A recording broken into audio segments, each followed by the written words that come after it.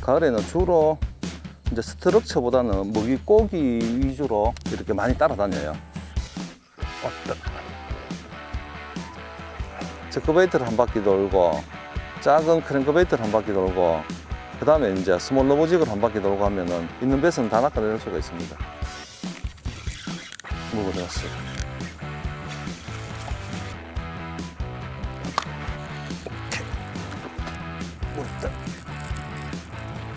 어우, 금방 막 10cm 잡다가 임마 보니까 완전 런커급인데요.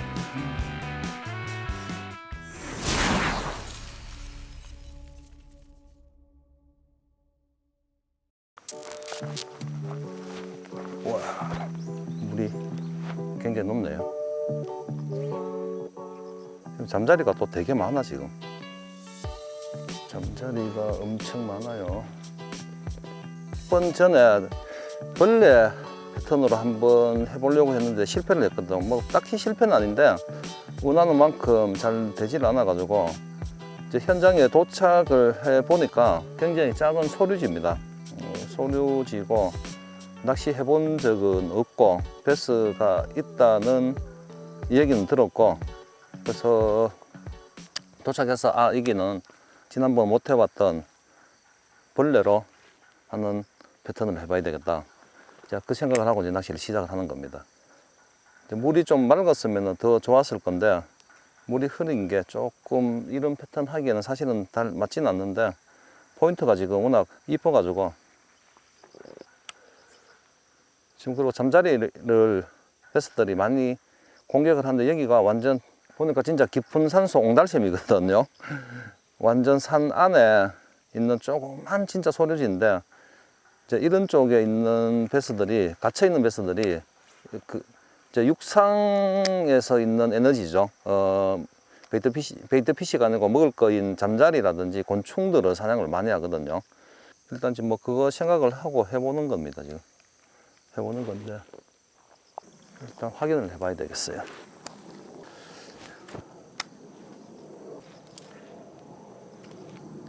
처음 오는 저수지에서 그냥 가장 빠르게 확인할 수 있는 방법이 크랭크베이트나 저크베이트 이렇게 좀 무빙으로 빨리 이렇게 쭉 부채살로 해보면은 확인이 됩니다. 더 좋은 거는 이제 물이 더 맑으면은 더 좋은데, 확인하기 유무가 따라오는 게 보이거든요. 이제 물이 흐리면은 그냥 입질하는 걸로 있다 없다를 이제 알아내야 되거든요.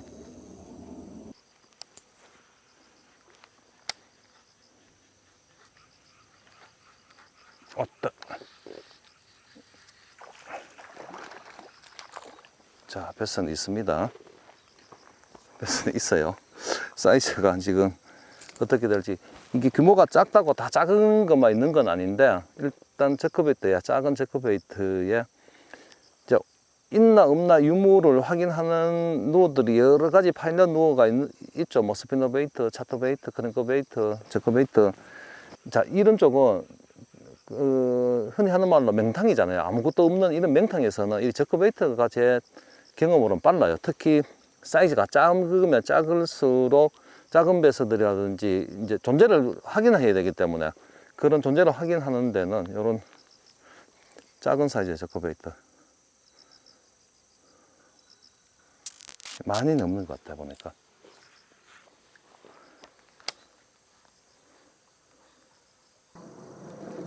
앞에서 아이고 빠졌어. 방금 낚은 것보다는 좀 더 컸는데 빠졌어요. 딱 옆에, 여기 나무 옆에 거기다 묻어 있어.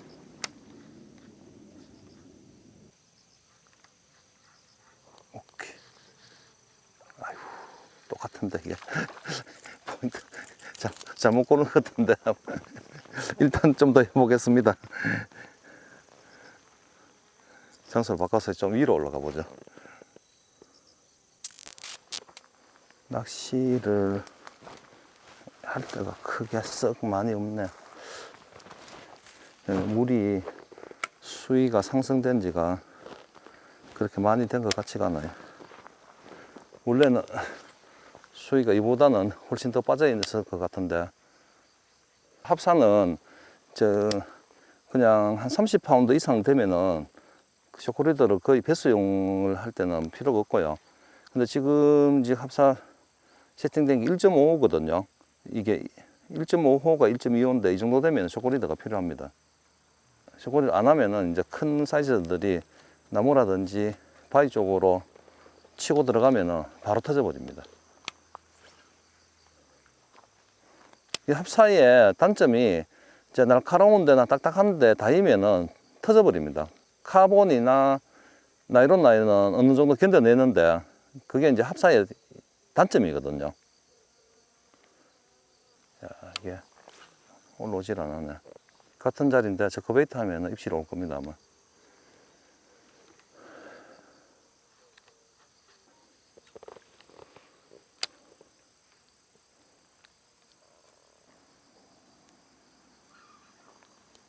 어머.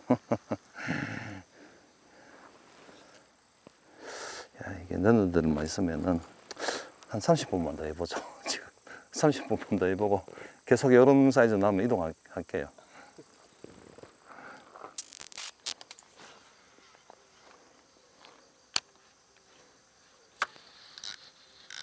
어이구, 내가 드랙을 많이 풀놓겠는데 찬다는 느낌은 아니고 어디 옆에 뭐,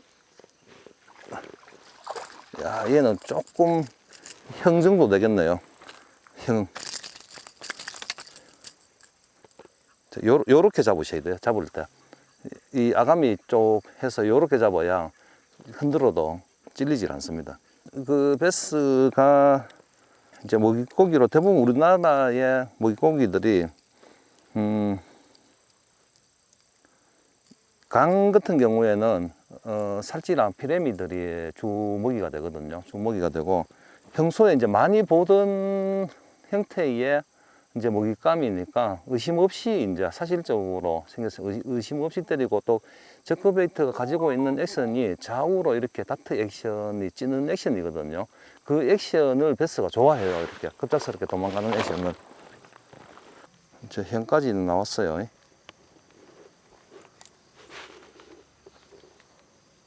저 엄마 아빠가 있는지를 봐야지.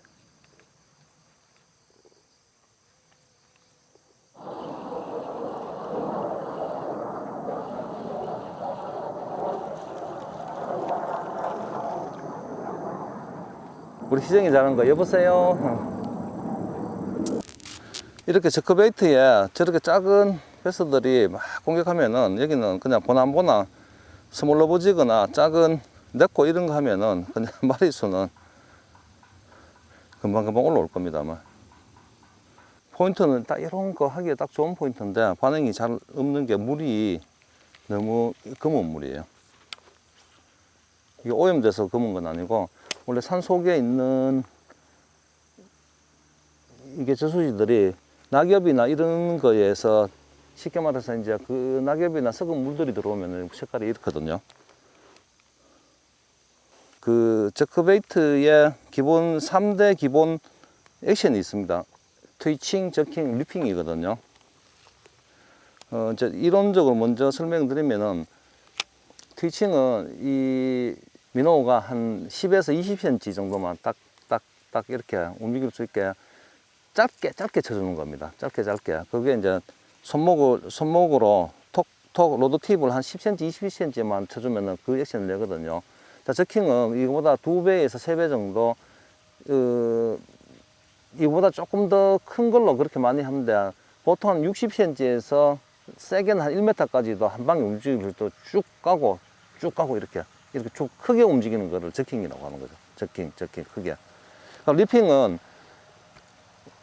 로드를 수평에서 허리를 돌리면서 쭉 이렇게 끌어줍니다. 그러면은 이 저크베이트가 고유한 액션이 있거든요. 회사마다 조금씩 틀리는데 트위칭에다가 쭉 끌어주면 갑자기 도로록 하고 이렇게 옵니다. 여기에 이제 반응을 할 때가 있어요. 그냥 쉽게 크랭크베이트처럼 도로록 올 때 이제 그렇게 액션을 나오게끔 하는 게 이제 이 리핑인데, 트위칭은 던져 툭, 요 정도 툭, 스테이 툭,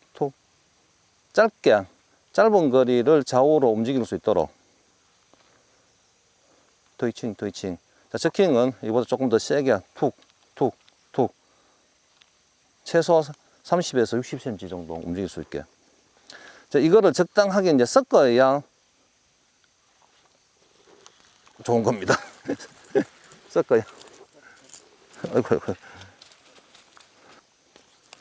리핑은, 자, 트위칭, 트위칭, 트위칭, 트위칭, 저킹, 저킹, 입질이 없어.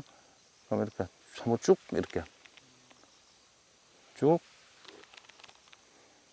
자, 작은, 이제 이렇게 작은, 뭐 8cm, 10cm 미만의 저커베이트는 이제 짧게 트위칭을 주는 게 맞고요. 이보다 조금 더 큰 것들, 10cm 이상의 것들은 이제 저킹을 주는 게 액션이 좀 이뻐요. 쉽게 말하면은. 근데 분명한 거는 한 가지 액션으로만 되는 게 아니고 섞어서 사용해요. 섞어서.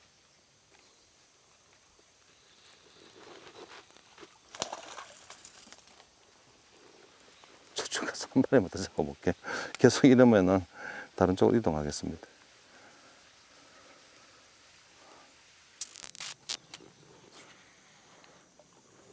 분명히 이제 지금 작은 베스만 아끼긴 했는데 저 베스를 산란한 더 큰 베스가 분명히 있을 거예요.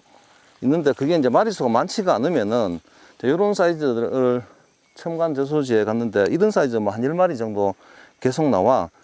분명히 큰 건 있어요. 큰 건 있는데 그러면은 이걸 계속 잡든지 방법은 아니면 포기하고 다른 쪽으로 가는 겁니다. 저커베이트를 한 바퀴 돌고 작은 크랭크베이트를 한 바퀴 돌고 그 다음에 이제 스몰 로보직을 한 바퀴 돌고 하면은 있는 배스는 다 낚아낼 수가 있습니다. 자, 상류. 그나마 상류라서 물이 조금 더 맑네.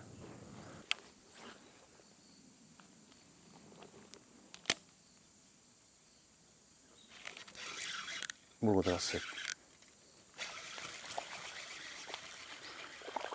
떨어진 순간에 물었는데 음이 안 보여가지고 긴가민가 했는데 쭉 당기더라고.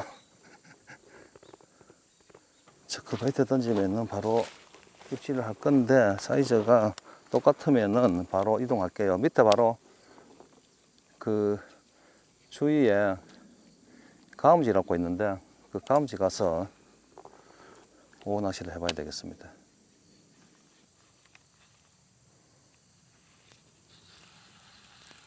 아이고, 빠졌다. 물었나? 너무 작아서 빠졌는지 물은지도 모르겠네. 이동할게요. 큰 게 분명히 한두 마리 있긴 한데 그거를 낚기 위해서는 이게 시간 허비하는 게 너무 손해죠. 오면서 쭉 보니까 수초들이 듬성듬성 남아 있는 데들 있더라고. 근데 그런 사이사이에 차터베이트 하면 나올 거예요 아마. 이 밑에까지 물이 꽉 차 있는 데인데 원래 굉장히 얕아요. 얕아가지고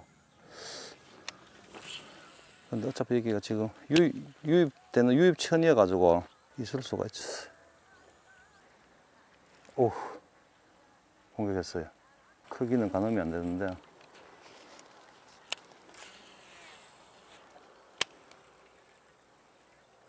오.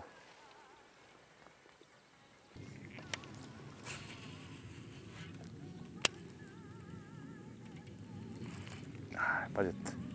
무릎다. 빠지면서 그 옆에 놈이 와서 물었어요. 와, 사이즈가 되게 큰 건 아닌데 나무하고 풀하고 같이 이놈이 계속 공격을 했나? 어휴, 금방 막 10cm 잡다가 임마 보니까 완전 런커급인데요. 30, 한 6, 7 정도 되는데, 차터베이터로 이제 부유물이 굉장히 이제 많이 덮여 있는 이런 포인트들은 스피너베이터보다는 차터베이터, 가벼운 모음이 효과적이에요. 자, 베나토로 카모 6.8대1. 우라노 EVA 손잡이에 682 미디움 헤비입니다. 지금 뭐 수심 해봐야 30cm 내외거든요. 그런데 지금 왜 있냐면은 부유물이 살짝 덮여 있어 가지고 거기에 지금 벼스가 있었어요.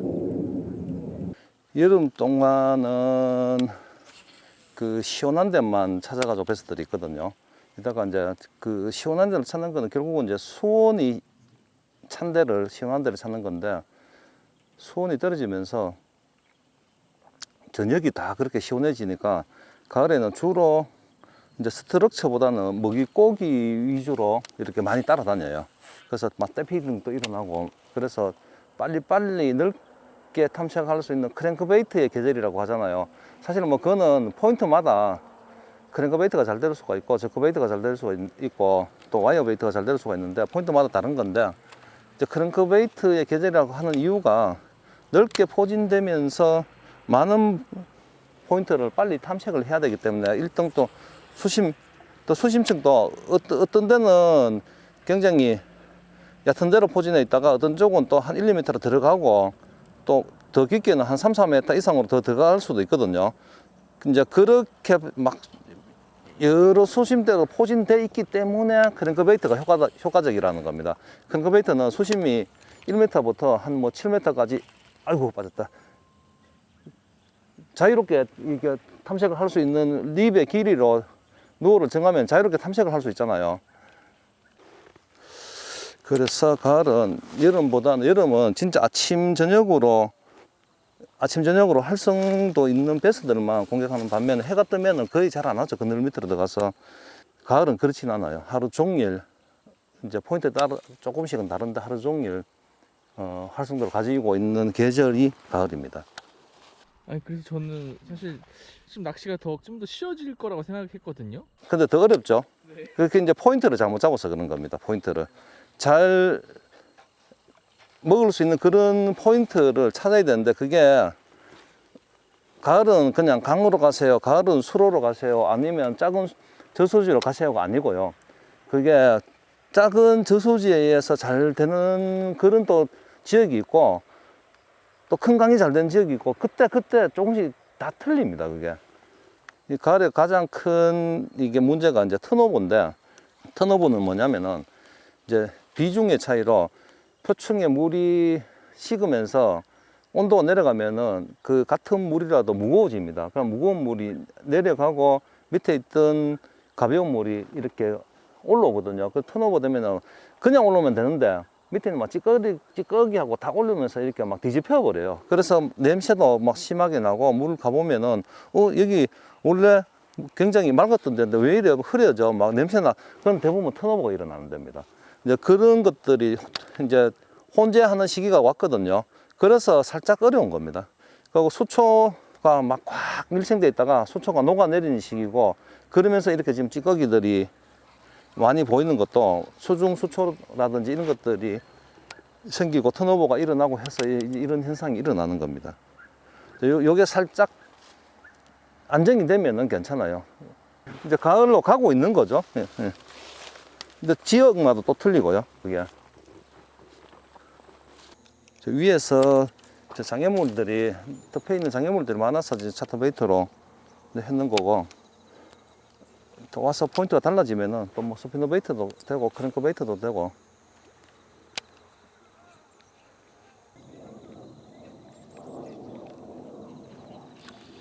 아이고, 이것도 쪼꼬미 있다. 쪼꼬미.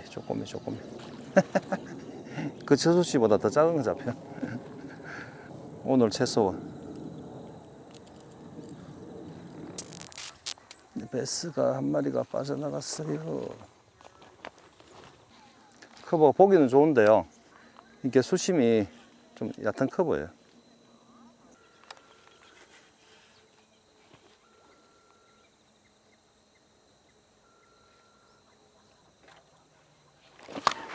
오케이, 날라.